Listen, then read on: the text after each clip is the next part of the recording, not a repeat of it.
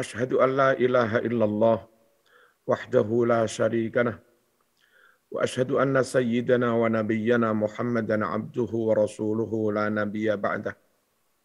Allahumma fassalli wa sallim wa barik ala sayyidina Muhammad abdika wa rasulika nabiyil ummi wa ala alihi wa sahbihi. Amma ba'd, ayyuhal haflul kiram, usikum wa nafsi bitaqwallah. Ittaqullaha haqqa tuqatihi wa la tamutunna illa wa antum muslimun. Janabal afadil ingkang sangat kula mulyakaken sedaya keluarga dalem dzurriyyah wayah mantu putu pengasuh Pondok Pesantren At-Tanwir, dzurriyyah saking Bayi Saleh. Matta'anallah bituli hayatihim utaminipun kuswaan. Mugi-mugi dipun paringi sehat panjang umur, amin Allahumma amin.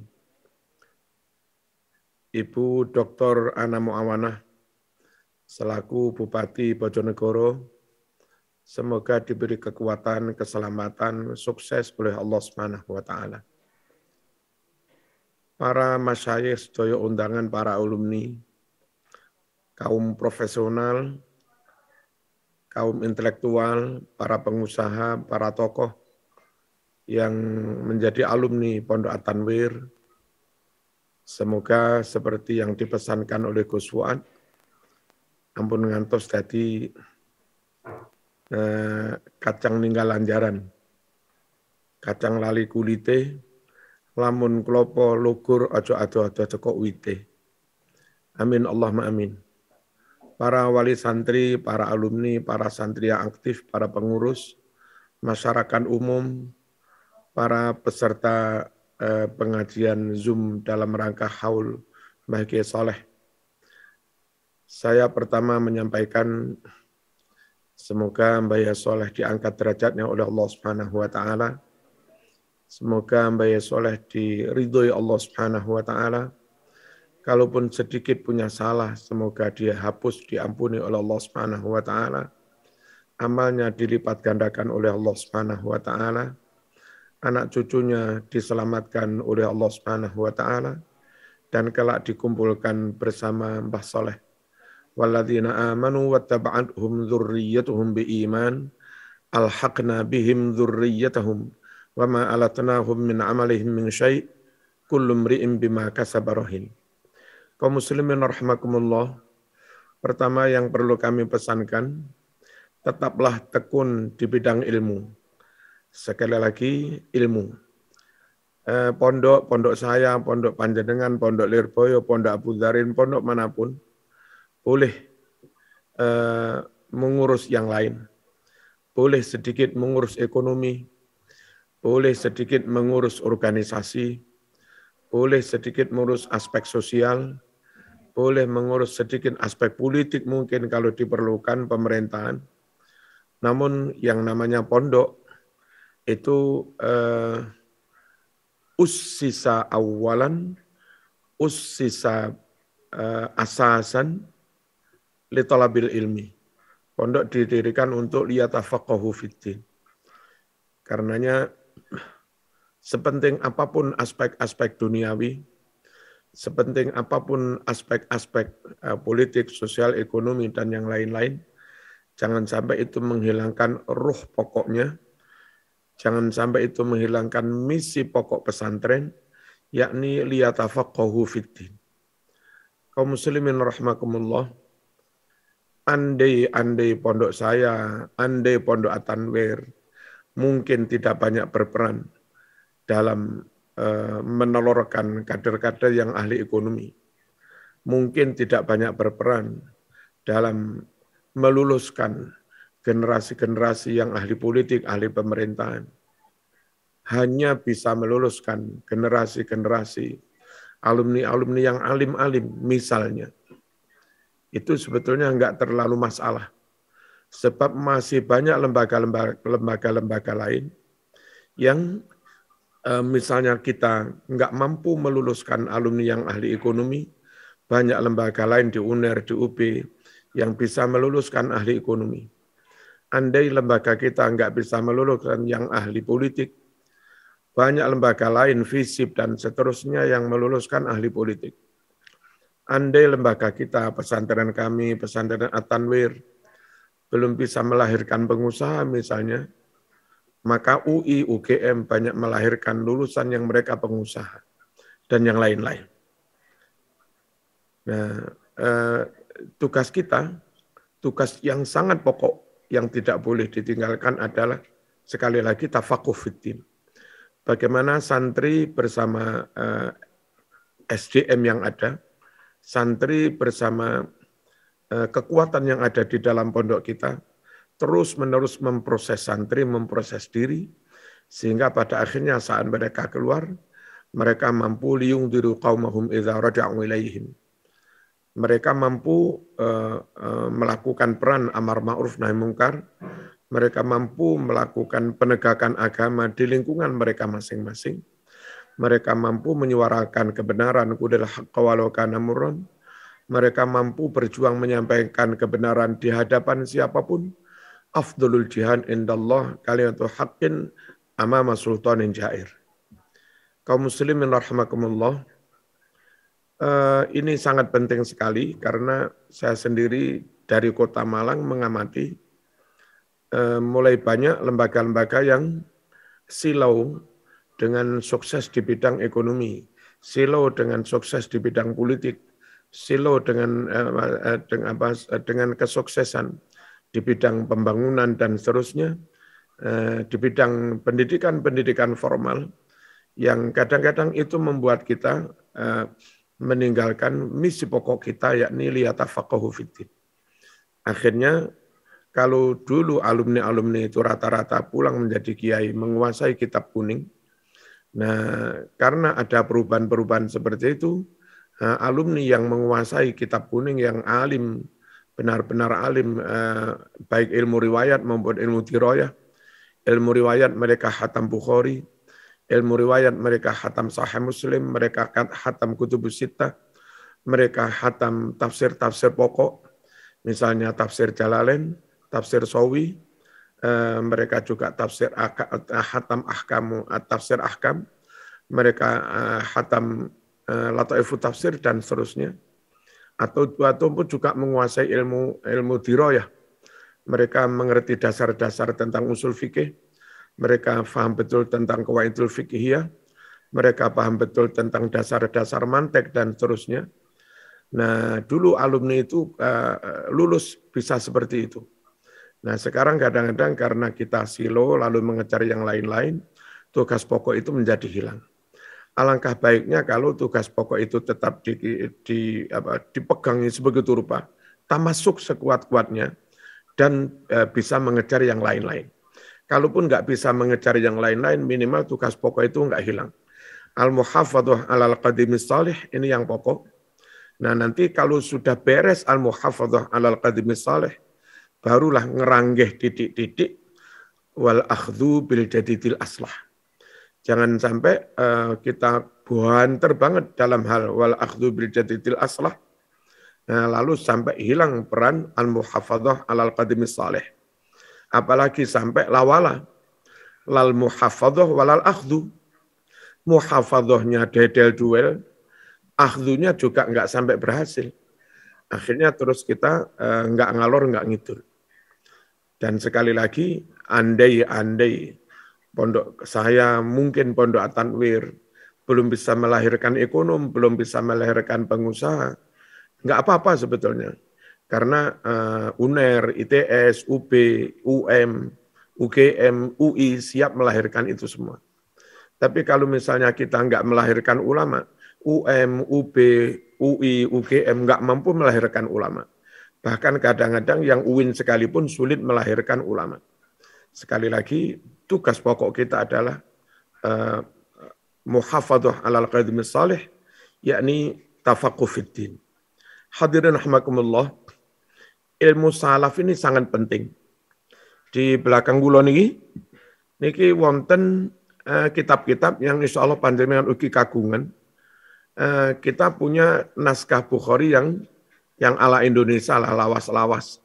cetakan Darul Ma'arif, cetakan Menara Kudus, dan yang lain-lain. Cetakan Semarang, cetakan Ampel, Surabaya. Kami juga punya beberapa naskah kitab-kitab itu yang baru, yang versi Google, cetakan Saudi, yang kitabnya lebih bagus, kertasnya lebih leg, dan seterusnya. Dari kami memiliki dua kitab Bukhari versi lawas dan versi baru, versi Google, dari kami memiliki Sahih Muslim versi lawas dengan versi baru, dari kami memiliki Ibnu Katsir versi lawas dan versi baru, dari sana kami tahu bahwa ternyata yang baru itu oleh tangan-tangan jahil, oleh tangan-tangan yang tidak bertanggung jawab, yang menuduhkan kami mereka kaum Wahabi, yang baru ini banyak mengalami tahrif, banyak mengalami perubahan kalimat, banyak mengalami penyimpangan, banyak hadis-hadis dipotong, banyak kalimat-kalimat dihilangkan, banyak kalimat dirubah.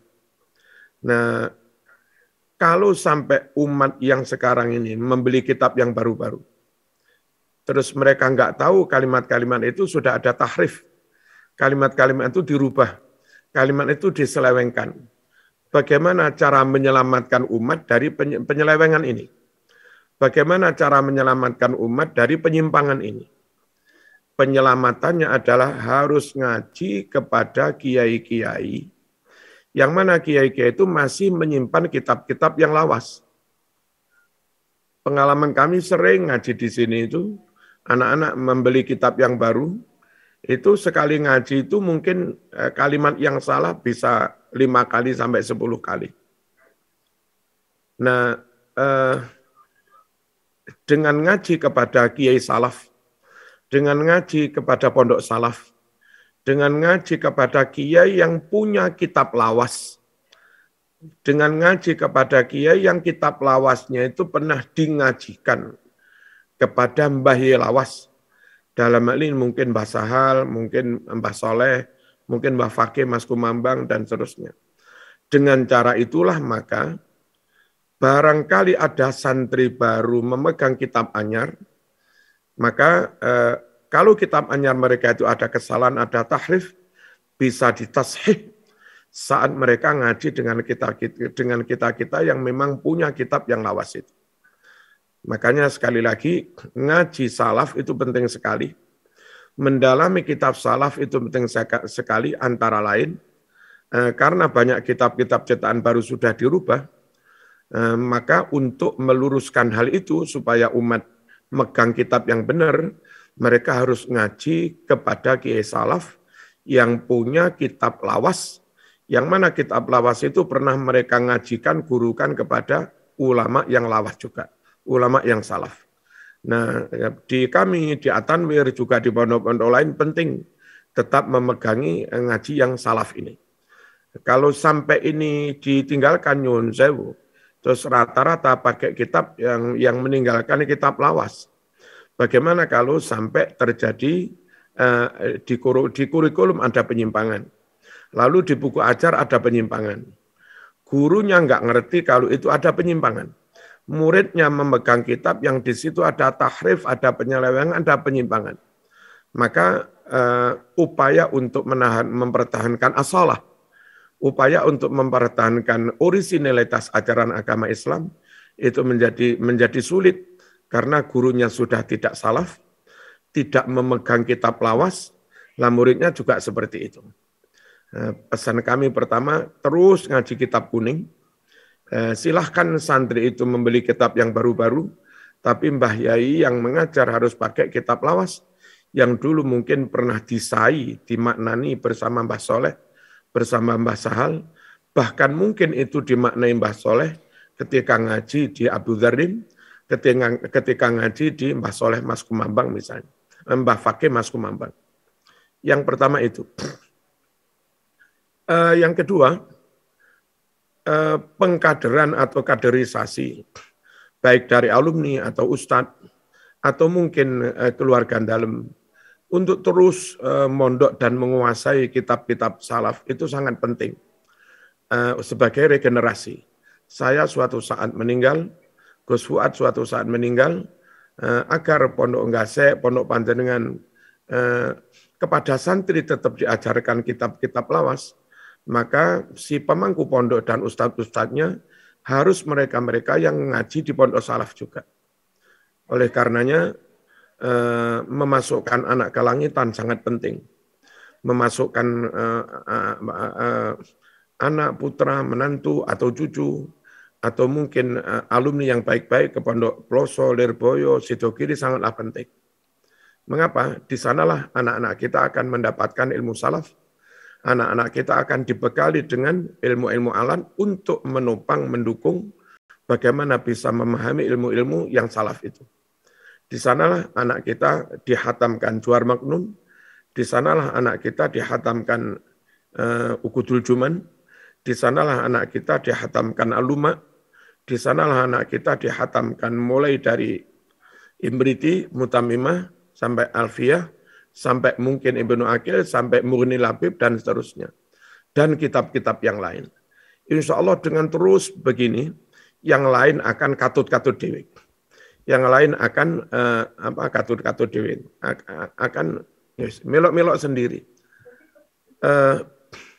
Pondok Peloso setahu saya tetap salaf. Tapi ternyata kesalapan Peloso tidak menghalangi Peloso untuk tetap meraih sukses di bidang ekonomi, sukses di bidang yang lain-lain, oleh keluarga dalam maupun oleh alumni-alumninya.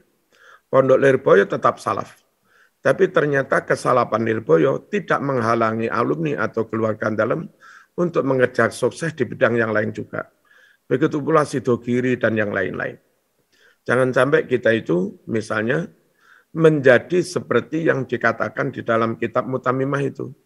Nuraqi'u dunyana bitamziqi dinina fala dinuna baqin wala ma nuraqi'u. Saya ulangi. Nuraqi'u dunyana bitamziqi dinina fala dinuna baqin wala ma nuraqi'u. Kalau makna literalnya nuraqi'u, kita ingin menambel barang rusak ditempel penapi. Dunyana sisi keduniaan kita.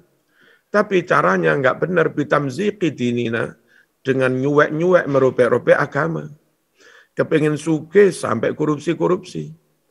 Kepingin oleh bojo ayu sampai pacaran-pacaran. Kepingin membangun fisik sampai oke, sampai nyuwun sewu bikin proposal dan kita bersepakat dengan yang mencairkan dana, enggak apa-apa, dana umat ini kepotong 30%. Itu nuraqi'u dunyana bitamziqi dinina. Ingin nembel ngapi sisi keduniaan, tapi dengan merobek-robek agamanya. Apa jadinya? Faladinuna baqin walama nuraqi'u. Agamanya wis rusak, agamanya tidak bisa bertahan secara baik, agamanya kadung dedel duel, kadung rusak, dan rasido bangun, rasido nembel. Faladinuna baqin walama nuraqi'u. Kalau bisa memang dua-duanya seperti yang dipesankan oleh Ibu Bupati tadi, luar biasa. Rabbana atina fid dunya hasanah wa fil akhirati hasanah wa qina adzabannar. Kalaupun ingin sukses dua-duanya itu sulit, maka yang harus dipegangi adalah bagaimana lembaga ini tetap salaf, ulama melahirkan ulama, kiai melahirkan kiai. Perkara yang lain dapat alhamdulillah, yang lain enggak dapat pun kita juga tetap alhamdulillah tugas pokok bisa terlaksana dengan baik. Sekali lagi ngaji kitab salaf, lalu mengkader kepada anak-anak atau mungkin alumni kepada kiai-kiai salaf, pondok-pondok salaf. Yang berikutnya, hadirin rahimakumullah, kami perlu menyampaikan bahwa ilmu salaf ini sangat penting sekali. Penting apa? Ahamiyah. Sisi pentingnya itu dari mana? Pertama, dengan kitab-kitab salaf itu jamin kita, murid kita akan tetap mendapatkan lafadz hadis yang asli, yang sesuai dengan apa yang ditulis Imam Bukhari. Yang asli, yang sesuai dengan yang ditulis oleh Imam Muslim. Asli sesuai dengan yang ditulis Imam Turmudi, Abu Dawud, Nasai, Ibnu Majah, dan yang lain-lain. Ini untungnya ngaji kepada ulama salaf. Berikutnya, juga akan mendapatkan makna yang benar. Mengapa mendapatkan makna yang benar? ngaji di Pondok Salaf, di Atanwir, dulu ngaji di Mbah Soleh kalau panjenengan, ngaji di Abu Zarin, ngaji di Leboyo, ngaji di Peloso, dan seterusnya. Itu karena ngaji kepada kiai yang megang kitab salaf, kitab lawas, yang kitab itu sudah dimaknani, sudah disai ketika mereka ngaji dengan ulama salaf yang sebelumnya. Maka dengan itu yang didapat oleh si murid itu, di samping mendapatkan teks lafaz yang asli, juga akan mewarisi makna yang benar itu. Di samping kiai-kiai di pondok salaf itu punya makna, catatan makna, punya hasyiah, makna-makna, keterangan-keterangan yang benar. Pondok-pondok salaf rata-rata kiai salaf itu membekali diri dan oleh gurunya dibekali dengan sa'am berilmu-ilmu alat, yang memang ilmu alat itu diperlukan untuk bisa memahami teks-teks itu. Ketika panjenengan ngaji ke Mbah Sahal, ketika panjenengan ngaji ke Mbah Soleh, Mbah Soleh itu punya teks kitab Bukhari yang lawas. Mbah Soleh memegang kitab Bukhari yang pernah dingajikan, dimaknai, diberi catatan dari gurunya yang ulama salaf, dan Mbah Soleh sendiri juga membekali diri dengan sa'ambrek ilmu-ilmu alat, nahwu, sorob, balaghah, dan yang lain-lain, mantek, yang dengan ilmu alat itu, Mbah Soleh, kiai-kiai salaf, bisa memahami teks-teks itu. Makanya untuk mendapatkan lafaz yang benar, ilmu riwayatnya benar, sanadnya benar, lalu mendapatkan kiroyah, pemahaman yang benar, maka sekali lagi ngaji kepada kiai salaf menjadi penting. Apa sejauh mana kira-kira pentingnya mengaji kepada ulama salaf yang memiliki ilmu-ilmu alat untuk memahami teks-teks itu? Saya buat contoh misalnya, ada dalam teks hadis Bukhari yang beberapa teman ustadz-ustadz Wahabi sering salah paham. La tusaddur rihal illa ila salasati masajid. Masjidi hada wal masjidil haram wal masjidil aqsa. Dilarang kamu pergi jauh, beribu-ribu kilo, ratusan kilo, kecuali menuju 3 masjid. Yakni masjid saya ini, Masjid Nabawi, dan Masjidil Haram, juga Masjidil Aqsa. Nah, letterleknya hadis ini, seakan-akan kita nggak boleh pergi jauh, kecuali menuju 3 masjid. Lalu kadang-kadang Ustadz Salafi, Ustadz Wahabi mengatakan, you haram pergi jauh untuk Wali Songo. Dalilnya ini, haram pergi jauh kecuali menuju 3 masjid. Nah, kalau dipahami letterlek seperti itu rusak. Kita akan mengantarkan anak mondok di Yaman, nggak boleh. Kita akan mengantarkan anak mondok di Mesir, nggak boleh. Kita akan kulaan barang dari Australia, nggak boleh. Kena dalil, kamu dilarang pergi jauh, kemanapun kecuali menuju 3 masjid. Ini kan jadi kacau. Gara-gara nggak ngerti tentang kalam istisna. Lain kalau ngaji kepada kiai yang dia itu ngerti ilmu alat. Cukup ilmu nahwunya misalnya, karena dia ngerti alfiyah, juga apal alfiyah, ngertilah dia mulai kalimat mastasnatil lama tamamin yantasib wa ba'da nafyin au kanafyin tuhib itba'u mattasala wangsib mangkotok. Nah, ada kalam istisna ittasala muttasil, mustasnanya sejenis dengan mustasna minhu, ada yang mungkotek mangkotok, yang mana mustasnanya tidak sejenis dengan mustasna minhu. Bla bla bla. Monggo diwaca keterangan sak terusé. Dengan ilmu alat itu seharusnya hadis itu enggak dipahami seperti itu. Hadis itu kalam istisna yang naqis. Menyebut mustasna yakni 3 masjid, Masjid Nabawi, Masjidil Haram, Masjidil Aqsa, tapi enggak menyebut mustasna minhu. Nah, supaya kalam istisna itu muttasil, maka kita wajib mengkira-kirakan, mentakdir mustasna minhu yang sejenis dengan mustasna.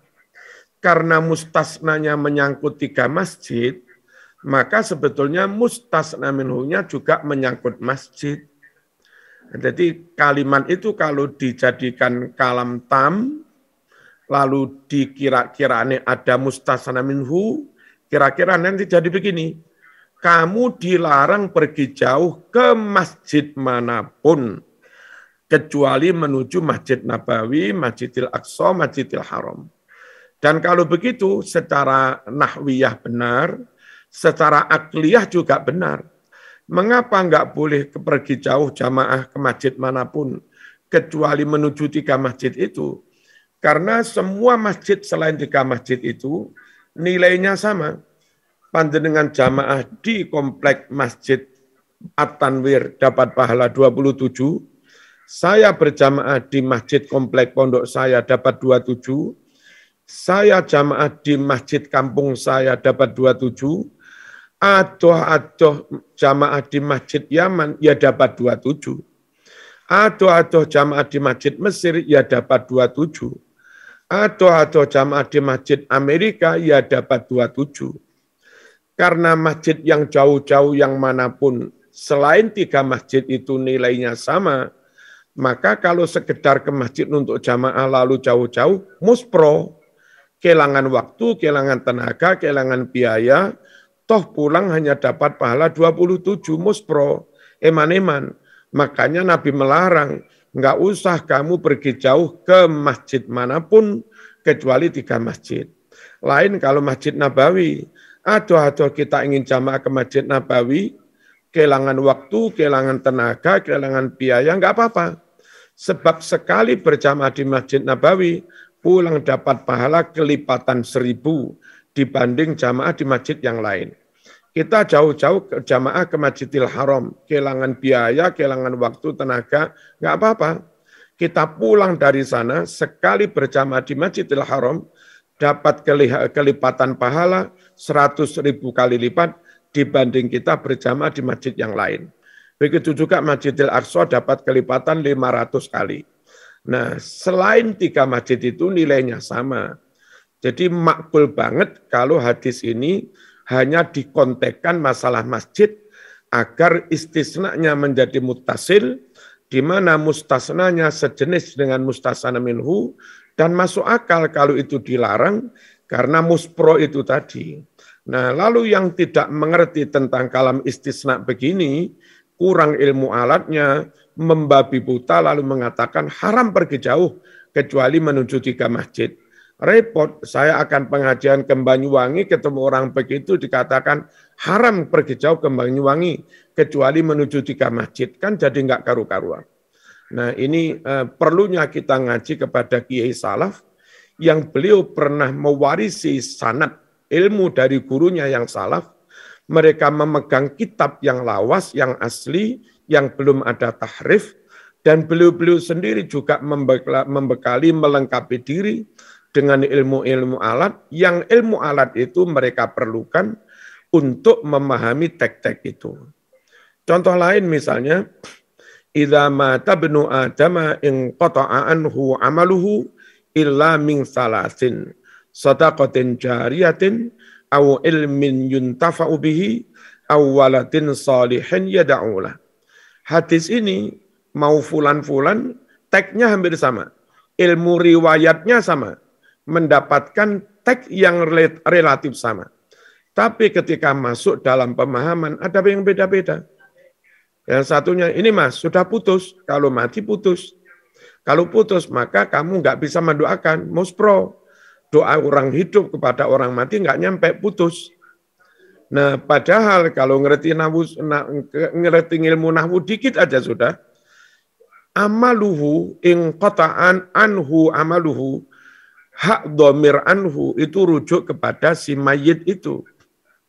In qata'a anhu amaluhu, dhamirnya amaluhu itu juga dhamir yang ya'ud rujuk kepada Ibnu Adam yang mati itu.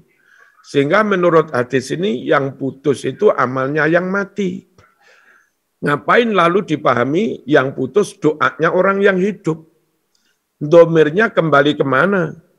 Ini dengan ilmu riwayat yang sama, gara-gara satu ngerti ilmu nahwu sorob, ngerti rujuknya domir, yang satu nggak ngerti ilmu nahwu sorob, nggak ngerti rujuknya domir, ketika masuk pada ilmu diroyah, dipahami kayak apa? Jadi nggak karu-karuan. Penting sekali ngaji kepada kiai salaf yang masih melengkapi diri dengan ilmu-ilmu alat itu. Lalu ketika masuk pada kalimat illa min salasin, shadaqatin jariyatin, au ilmin yuntafa'u bihi, au waladin sholihin yada'ulah. Kecuali sedekah jariyah dan seterusnya. Sebetulnya yang mengalir terus kepada mayit itu bukan sedekah jariyahnya, tapi ganjaran dari sedekah jariyahnya. Ilmin yuntafa'u bih yang mengalir terus kepada mayit bukan taklimnya, tapi ganjaran dari ilmu itu dan seterusnya. Sehingga di situ ditakdirkan ada kalimat sejatinya illa min salasin shadaqatin ajri shadaqatin jariyatin, ajri ilmin yuntafa'u bihi. Jadi ganjarane sedekah jariyah, ganjarane ilmun yuntafa'u bihi. Nah, karena mustasna itu tentang ganjaran jariyah, ganjaran ilmin yuntafa'u bihi, maka mustasna minhunya supaya istisna ini muttasil juga harus tentang ganjaran. In qata'a anhu amaluhu, putus amalnya, itu maksudnya putus ajru amalihi. Jadi yang setelah illa tentang ganjaran, lek ngono yang sebelum illa ya tentang ganjaran. Supaya istisna itu jadi sejenis mutasil. Nah, kalau ala pondokan memaknai putuslah ganjaran amali, kecuali ganjaran dari 3 hal. Jadi yang putus bukan amal itu sendiri. Makanya dengan izin Allah, ada beberapa wali dan saya yakin termasuk Mbah Soleh, ada wali-wali ulama Nabi, meskipun sudah mati, masih diizinkan mendoakan murid-muridnya. Masih diizinkan untuk mendoakan, meriayah, mentarbiyah murid-muridnya. Makanya dalam hadis Sahih Bukhari Muslim dalam cerita Isra Mi'raj, sebelum Nabi naik Mi'raj dari Masjidil Aqsa ke Sidratul Muntaha, itu Nabi jamaah dulu dengan nabi-nabi zaman biyen yang sampun sedo. Yang jadi pertanyaan, nabi-nabi kan sampun sedo, kok sik jamaah? Katanya in qata'a amaluhu. Lek wis sedo mestine gak iso jamaah. Nah, terus bagaimana itu? Jawabnya itu tadi, yang putus itu bukan amalnya. Yang putus itu ganjaran dari amalnya. Jamaah nabi-nabi masih bisa, tapi ganjarannya pun boten enten. Itu sekedar untuk taladzud, tanaum kalau di kitab Azkar. Mereka menikmati bacaan tasbih, mereka menikmati ketika mendoakan murid-muridnya dan anak cucunya. Di hadis Bukhari, juz 4, halaman 99, ada orang Badui mendatangi makam Nabi Muhammad SAW. Lalu di depan makam dia matur Rasul, doakan kepada Allah agar Allah menurunkan hujan. Istasqi li ummatika fa innahum qad halaku. Nah, yang enggak mampu memahami, ini hadis ini salah. Meskipun di Bukhari hadis ini salah. Nabi kan sudah mati, kok masih diminta mendoakan. Tapi bagi orang pondokan enggak ada yang salah. Hadis ini benar, hadis Bukhari, hadis Isra Mi'raj para nabi yang sudah wafat masih sholat jamaah, itu benar, itu hadis Bukhari. Loh katanya putus, in qata'anu hamaluhu, yang putus itu bukan amal nafsuh, bukan amal itu sendiri, tapi yang putus adalah ajru amalihi.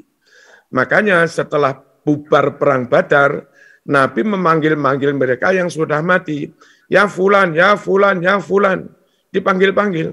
Umar bin Khattab sambil keheran-heranan bertanya, ya Rasulullah, kaifatunati ajsadan la arwaha fiha. Terus pundi to panjenengan niku? Jasad mayit pun mboten enten nyawane kok dipanggil-panggil. Napa mireng, napa iso jawab?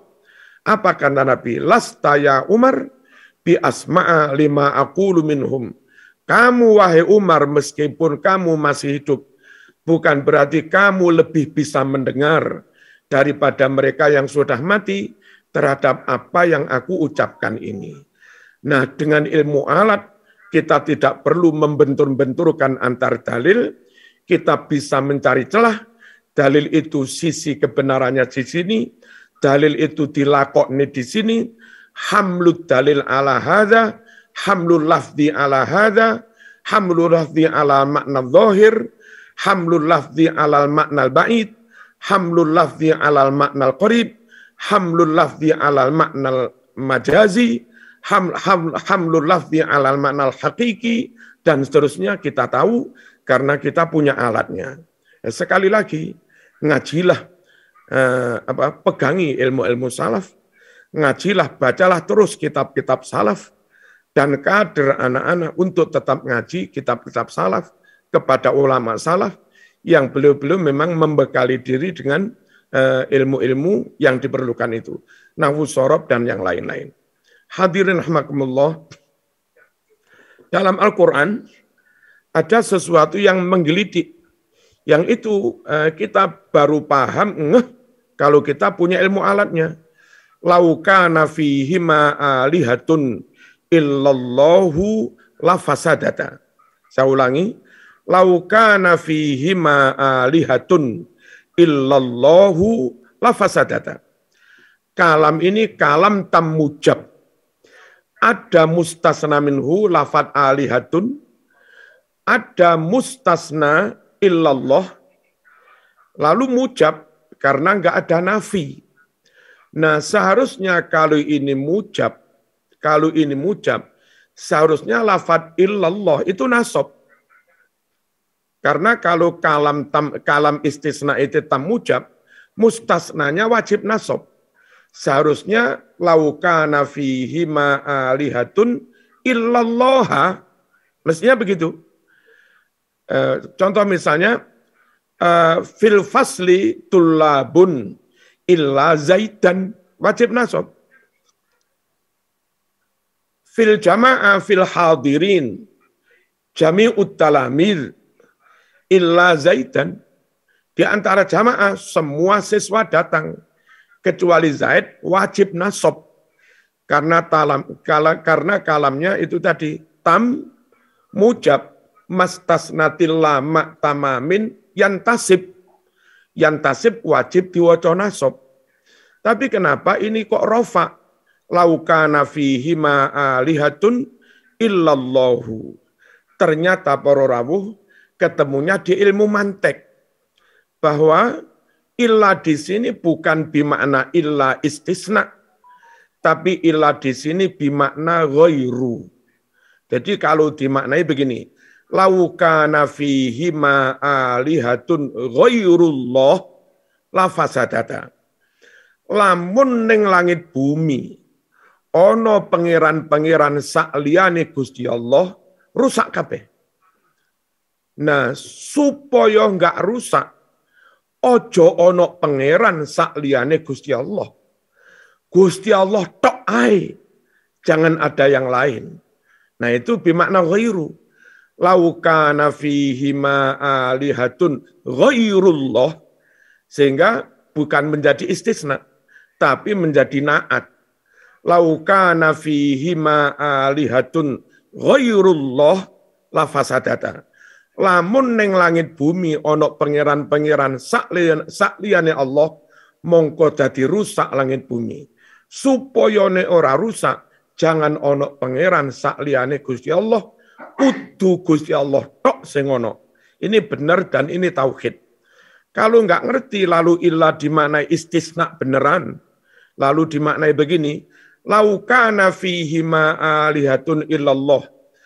Lamun ono fihi ma ing dalam langit bumi alihatun Tuhan-Tuhan illallah kecuali Allah, la fasadata, mongko dadi rusak.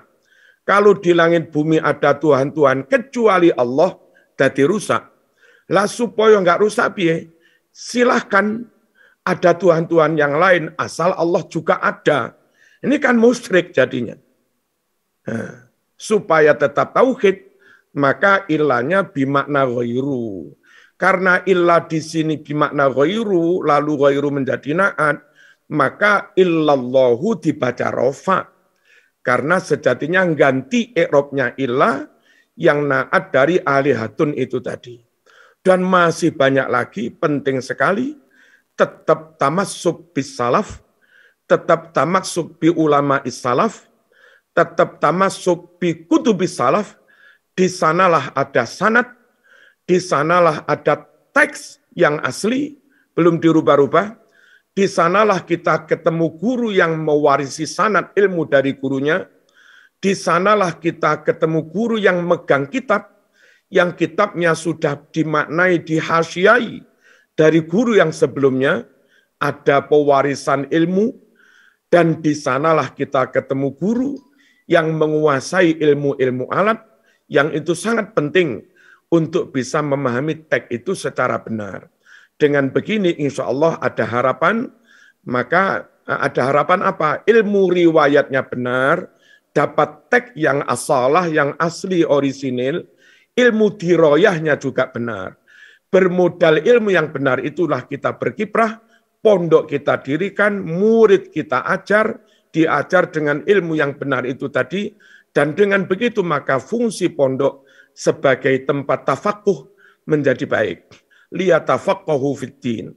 Akhirnya dari pondok seperti itu, murid mendapat ilmu tajwid yang benar, murid mendapat ilmu akidah yang benar, murid mendapat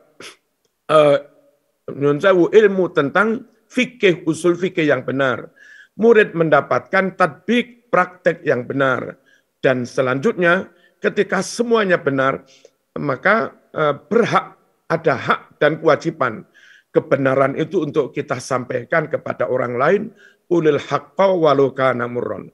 Terakhir hadirin rahimakumullah, lantaran ada beberapa orang sudah jauh dari kitab salaf, sudah jauh dari ulama salaf, tidak ngaji lagi kepada ulama salaf, pondok salaf, kitab salaf. Kadang-kadang mungkin alumni pondok salaf, mungkin alumni pondok kami, mungkin na'udzubillah, mungkin alumni pondok At-Tanwir, na'udzubillah. Itu karena menjauh dari kitab salaf, akhirnya mereka kelihatan berilmu, tapi enggak berilmu, karena ilmunya salah. Mereka kelihatan mengikuti sunnah Rasul, tapi malah kadang-kadang menentang sunnah Rasul, karena belajar dari orang, dari kitab, yang tidak salaf, dan akhirnya mungkin salah teksnya, salah riwayatnya, mungkin salah diroyahnya, dan yang lain-lain. Ada beberapa orang entah alumni mana, tapi kalau diurut-urut kadang katanya dulu pernah mondok di pondok fulan, pondok fulan, pondok fulan. Di Malang ini beberapa orang di antara mereka sudah enggak seperti Mbah Soleh lagi, sudah tidak seperti Mbah Karim Lirboyo, sudah tidak seperti Mbah Abu Dzarin, sudah tidak seperti Mbah Sahal, sudah tidak seperti yang lain-lain. Berubah karena tidak ngaji kepada ulama salaf, dan kitab salaf itu tadi antara lain Yunus Sewu penyimpangannya. Di hadis Bukhari 216 memberitakan, menyampaikan bahwa Kanjeng Nabi itu ziarah, mendoakan ahli kubur yang ada di situ, dan guna meringankan azabnya si mayit, Nabi meminta sahabat mecok nih pelepah kurma, lalu pelepah kurma yang habis dipecok itu ditaruh di atas makam sambil mendoa, moga-moga Allah meringankan azabnya dua mayit ini selagi pelepah kurma itu belum kering. Jelas ada contoh dari Nabi, hadis Bukhari, ziarah. Makanya kita yakin ziarah sunnah. Tapi ada saja ustadz-ustadz yang mengatakan ziarah bid'ah, khurafat. Lalu di situ Nabi membawa pelepah kurma. Kita ziarah juga membawa apalah yang masih basah. Iso kembang, iso godong-godongan yang masih segar. Mau kita iktifaan, mau kita iktidaan dengan Nabi Muhammad SAW. Tapi oleh beberapa orang itu dianggap itu bid'ah. Lalu kita mendoakan seperti Nabi, ya Allah ringankan azabnya mayit ini. Meniru Nabi mendoakan mayit. Lalu beberapa orang itu mengatakan doa sudah nggak nampak, putus dan yang lain-lain. Di hadis Bukhari nomor 1001 dijelaskan Nabi kalau sholat subuh membaca kunut. Hal qanata Rasulullah sallallahu alaihi wasallam fi sholati subhi. Apa Rasul membaca kunut dalam sholat subuh? Iya. Bacanya ba'da ruku, setelah bangun dari ruku. Hadis Bukhari menyatakan Nabi kunut subuh. Tapi ada orang-orang yang karena enggak ngaji kepada ulama salaf, lalu mereka mengatakan kunut bid'ah. Dalam hadis Bukhari, Fathul Bari juz 2, 324, di situ dinyatakan, Inna raf as-sawti bidzikri hina yansarifun nas minal maktubah kana ala ahdin Nabi sallallahu alaihi wasallam. Bahwa berzikir jahar dengan suara keras, ba'da sholat fardu, ba'da sholat maktubah, tradisi itu ada sejak zaman Rasulullah sallallahu alaihi wasallam. Seharusnya kita mengatakan itu sunnah. Hadis Bukhari Muslim menyatakan zikir jahar ba'da salat ada sejak zaman Nabi. Tapi gara-gara enggak ngaji kepada pondok salaf, enggak ngaji berpegang pada kitab salaf, ada beberapa orang yang mungkin alumni kita sudah tidak seperti itu lagi. Hadis Bukhari nomor 4377. Di situ dikatakan usai berjamaah, sahabat satu persatu bergantian memegang meraih tangan Rasulullah SAW, lalu mereka sungkem, mereka usap-usapkan tangan Rasul itu ke wajah mereka bergantian satu persatu. Ba'da jamaah kalau enggak ada corona, kalau enggak selak repot, santri diberi kesempatan mencium tangan kiai, sungkem tangan kiai, diusapkan ke wajahnya. Itu niru para sahabat yang setelah jamaah pun juga bergantian memegang tangan Kanjeng Nabi, diusap-usapkan ke wajah mereka. Ini hadis Bukhari 4377. Tapi karena enggak ngaji kepada ulama salaf, ada beberapa orang yang sudah mengharamkan hal-hal yang seperti itu. Kitab Abu Nu'aim fil Khulyah 381 menyatakan sahabat termasuk Abu Hurairah itu sebelum tidur membaca tasbih dengan untaian-untaian yang direntengi pakai bola, jumlahnya 1000. Nah, sebelum genep zikir sak mumetan, Abu Hurairah enggak tidur. Yang namanya tasbih, bunderan cilik-cilik untaian direntengi pakai benang, itu ada sejak zaman Nabi, ada sejak zaman sahabat, ada sejak zaman Abi Hurairah. Itu kitab Al-Khulyah ditulis oleh Abu Nu'aim 381, riwayatnya Hasan. Tapi karena enggak ngaji kepada ulama salaf, ada beberapa orang, mungkin dulu pernah menjadi murid kita juga, mereka membid'ahkan zikir pakai tasbih dan yang lain-lain. Sekali lagi, ayo tetap asalah, pertahankan asalah, pertahankan orisinalitas, orisinil lafadznya, teksnya, kitab yang lawas-lawas ini, orisinil pemahamannya, karena kita sebelum ngajar, kita sudah ngaji kepada ulama yang mewarisi ilmu salaf. Dan sekali lagi, orisinil pemahamannya, karena kita, anak kita sebelum ngajar, sudah mondok atau berguru kepada guru yang mewarisi punya sanad tentang ilmu-ilmu salaf. Plus lengkapi diri, sekali lagi jangan lupa, lengkapi diri dengan ilmu alat, nahwu, sorof, balaghah, mantek, dan yang lain-lain. Saya yakin dengan kekeh kukuh dalam hal ini, beken dalam hal ini, saya yakin nggak At-Tanwir tidak akan kehilangan marwahnya. Nggak At-Tanwir tidak akan kehilangan kepercayaan umat. Nah, di luar itu lalu mengembangkan yang lain-lain, monggo, itu sangat baik. Itu berarti al-muhafadhah 'alal qadimis salih wal akhdhu bil jadidil aslah. Demikian, semoga bisa mengembalikan kita semua kepada ulumus salaf. Sekali lagi, mengembalikan kita kepada ulumus salaf. Mereka lah yang dekat tabi'in, tabi'in yang dekat sahabat, sahabatlah yang dekat dan diajari langsung oleh Rasulullah sallallahu alaihi wasallam. Alhamdulillahirabbil alamin. Allahumma shalli wa sallim ala sayyidina Muhammad wa ala ali sayyidina Muhammad. Allahumma taqabbal wa usil waj'al wa ahdi thawaba ma amilna fi hadzal majlis min al-Qur'an wal kalimatit thayyibah was salawatin nabawiyyah wal adhkar wal muhadaratid diniyah wal mawa'iz al-husna hadiyatan wasilah wa rahmatan nazilah wa barakatan syamilah wa sadaqatan mutaqabbalah nuhti dzalika wa nuqaddimuh ila sayyidina Muhammadin sallallahu alaihi wasallam wa alihi wa ashabihi wa dzurriyyatihi wa ahli baitihi wa sa'iri ikhwani minal anbiya wal mursalin wal awliya wa syuhada was salihin wal qurra wal mufassirin wal a'immatil mujtahidin wa ila arwah jami'il muslimin wal muslimat aba'ana wa ummahatina wa ajdadana wa jaddatina wa masyayikhana wa muallimina wa dhawil huquqi alaina wa man awsana wastawsana bid-du'a khususan khassah ila ruhi man kana hadzal haul li ajlihi wa li sababihi Simbah Kiai Saleh wa zaujatihi wa usulihi wa furu'ihi wa atba'ihi wa talamidhihi ila yaumiddin, khususan Mbah Fakih Mas Kumambang, Mbah Jabar Mas Kumambang. Allahumma ighfir lahum warhamhum wa'afihim wa'fu anhum in kanu muhsinin fazid fi hasanatihim wa in kanu musii'in fatajawaz an sayyiatihim. Ij'al quburahum rawdah min riyadil jannah wa la taj'al quburahum hufra min hufarin niran.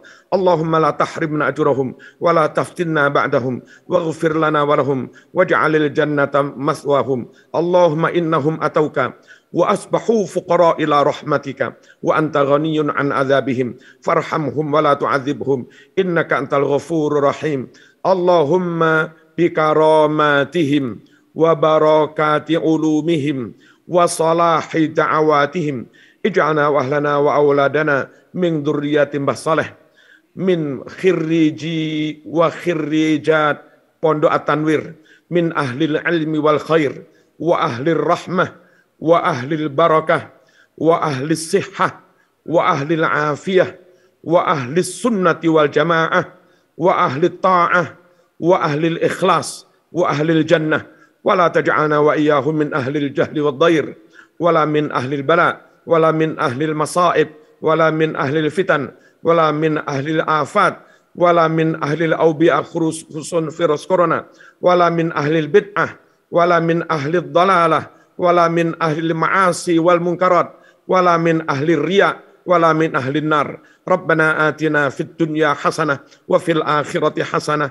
wa qina adzaban nar wa adkhilna al jannah ma'al abrar ya aziz ya ghaffar ya rabbal alamin. Wa sallallahu ala sayyidina Muhammad wa ala alihi wa sahbihi wa baraka wa sallam. Subhana rabbika rabbil izzati amma yasifun wa salamun alal mursalin walhamdulillahi rabbil alamin. Amin. Cekap semanten Jumateng para masyayikh, Gus Fuad, sedaya keluarga dalem punyai, dalem nyun pamit, nyun ngapunten, alfu minkum, mugi-mugi antar kita, antar kali panjenengan kali Mbah Soleh, tetap sakit jaki rabithah ruhiyah, tetap sakit jaki rabithah qalbiyah, ing akhiripun sakit kepanggih dateng swargipun Allah Subhanahu wa taala. Wassalamualaikum warahmatullahi wabarakatuh. Waalaikumsalam warahmatullahi wabarakatuh.